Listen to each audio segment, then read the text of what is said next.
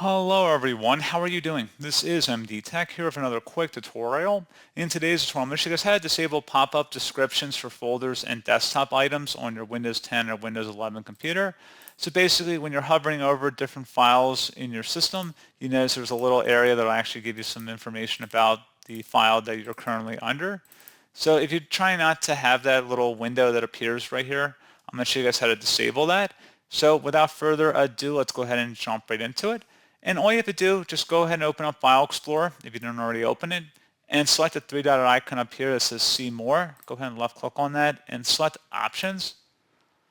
Select the View tab, and then where it says Show Pop-Up Description, you might have to scroll down a little bit, but Show Pop-Up Description for Folder and Desktop Items. If you uncheck that and then select Apply and OK, it won't do that any longer. And however, if you want to do the inverse, you just would go back underneath Options there, select View, and then you would check mark that option to show pop-up descriptions for folder and desktop items, and select Apply and OK.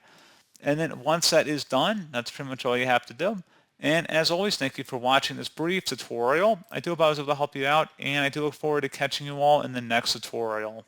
Goodbye.